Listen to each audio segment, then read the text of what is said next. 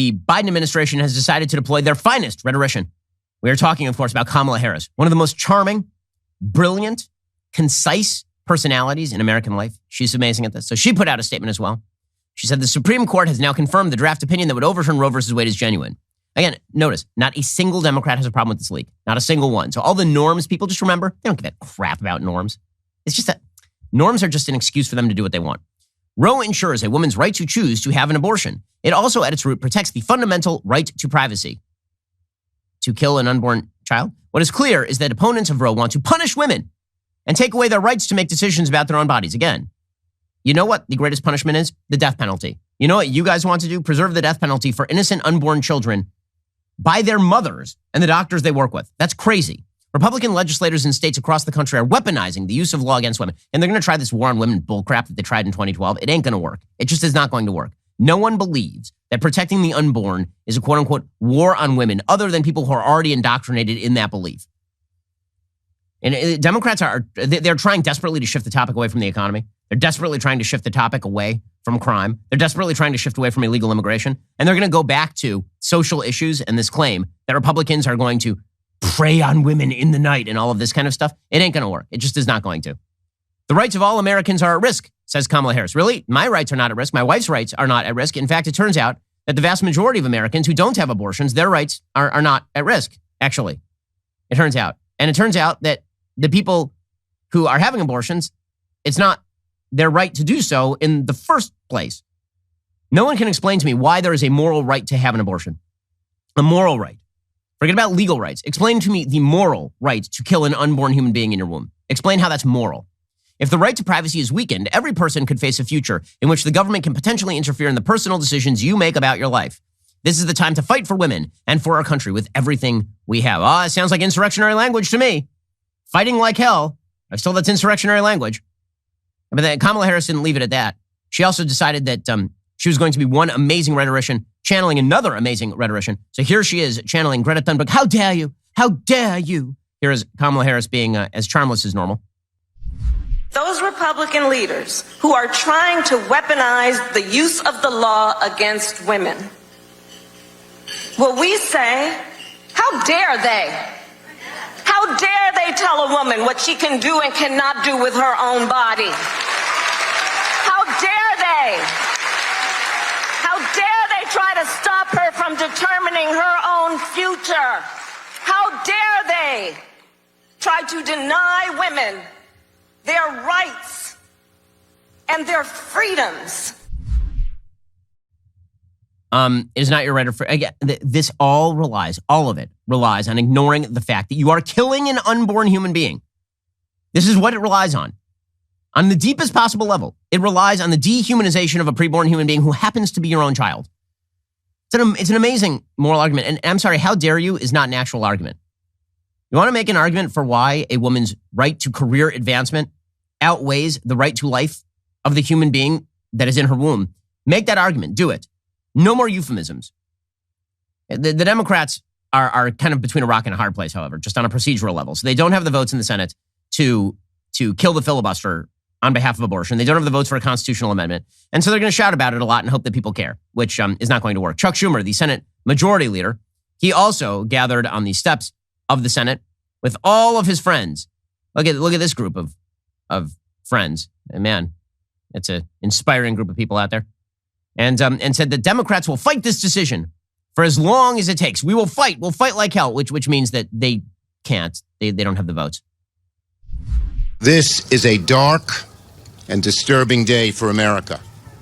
Last night, a report came out that a conservative majority on the United States Supreme Court is ready to overturn Roe v. Wade and uproot decades of precedent affirming a woman's right to an abortion. Democrats are going to fight this decision all the way for as long as it takes. We will not relent. We will not give up. We know history is on our side, and we're determined to preserve this precious rights that are the bedrock of this great nation. Oh, the right to kill an unborn baby is the bedrock of the country, guys. It's not just an important right. It is the bedrock right, is to kill unborn babies. Yeah, any country that suggests that its bedrock right is the right to kill unborn babies, good luck with God on that one. I mean, really. I rarely invoke religion on this program, but it's rather satanic to claim that the bedrock right of a nation is the right to kill unborn human beings. It's a pretty satanic notion, at least from any sort of religious perspective. Okay, and then Schumer says the Senate will hold a vote. This is my favorite part. My favorite part is where he says, we're going to do something. We're going to hold a symbolic vote where we don't actually have the votes. Good luck to you, sir. It is our intention for the Senate to hold a vote on legislation to codify the right to an abortion in law. Second, a vote on this legislation is no longer an abstract exercise. This is as urgent and as real as it gets. We will vote to protect a woman's right to choose, and every American is going to see which side every senator stands on. So, yeah, it is symbolic. It is meaningless. He's going to do it anyway because that's been his entire tenure as Senate Majority Leader, is to make people take stupid votes. That's his thing.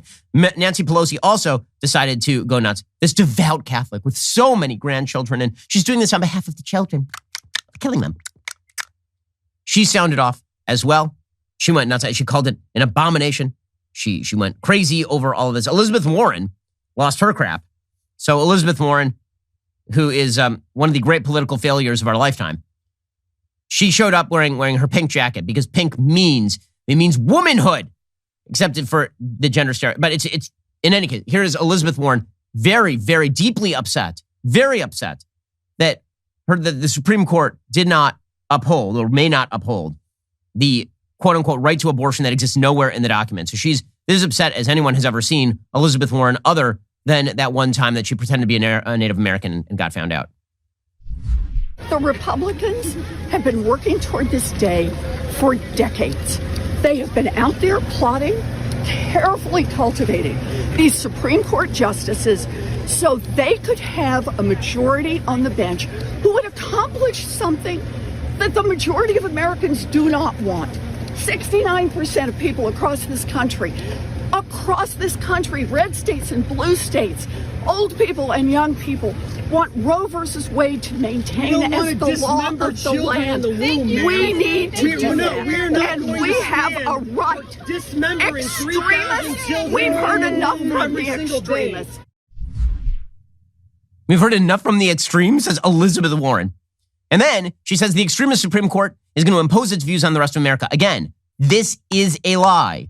Untrue. Not true. The Supreme Court is saying you get to vote on these issues. They have to lie in order to make you believe that this is the end of the world. They have to lie in order to make you believe that the Supreme Court is now usurping power, when in reality, Roe was the great usurpation of powers. They've just reversed everything. Okay, so Elizabeth Warren promotes the lie. Here's Elizabeth Warren saying that the extremist Supreme Court is imposing its views on the rest of America. Again, this is amazing. You had the Supreme Court that literally said no one gets to sound off on abortion in their states. That wasn't an imposition, according to the left. Now the Supreme Court says you get to vote on the issue. And Elizabeth Warren is like, this is anti-democratic. The Supreme Court was designed to not take into account public opinion. You are saying that they should have looked at the polling and then they should have voted in favor of Roe because you have lied to people enough that they poll the wrong way on the issue. Man, Elizabeth Warren, what a disappointment of a human being she really is. I mean, truly. Again, I knew her a little bit when she was at Harvard Law. She used to write interesting books. She used to be kind of a heterodox thinker. And now she's just a down-the-line, narrow, pro-choice America, Bernie Sanders radical, and she's unbelievably boring and bad at this. Look, I feel really angry about this. And what I feel angry about is that an extremist Supreme Court is going to impose their views on the rest of America. Oh, so when they let people vote, that's imposing an extreme view on the rest of America. Meanwhile, Elizabeth Warren, great respecter of norms. She says it's time to kill the filibuster. Now, she's been calling for this on pretty much every score. She wants to kill the filibuster in order to preserve the killing of the unborn, of course. When 69% of Americans in a democracy want to see something happen, you'd think we'd be able at least to get a vote on the floor of the Senate on that question. But the filibuster prevents us from doing that.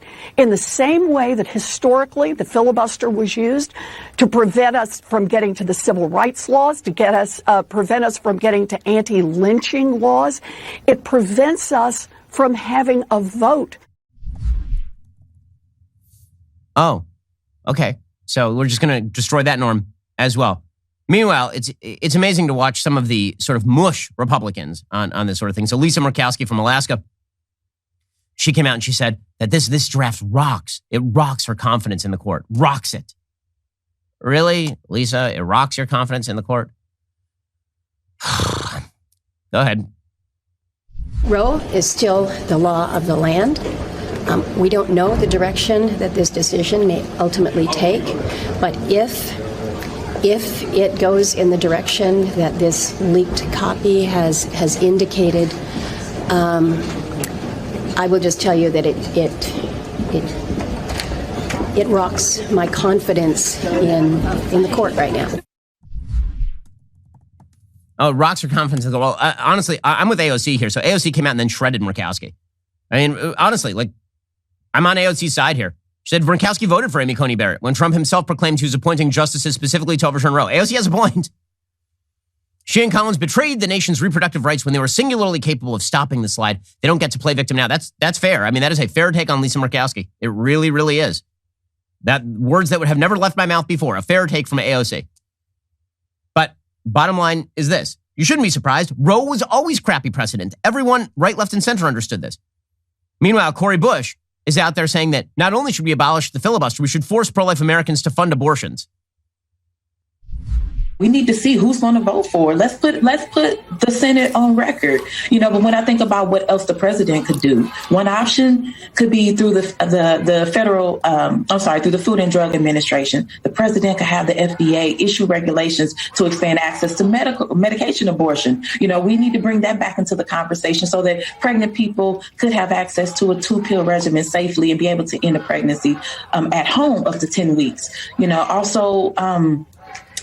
What about the Department of Health and Human Services encouraging states to use their own Medicaid funds, of course, which are not governed by the Hyde Amendment?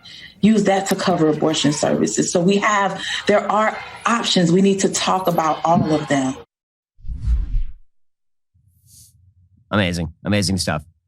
Again, and Democrats think this is a big political winner for them. So good luck with that. We're in a battle for the culture and for our values. Like and subscribe to help keep our videos on the front line of the fight and top of your feed.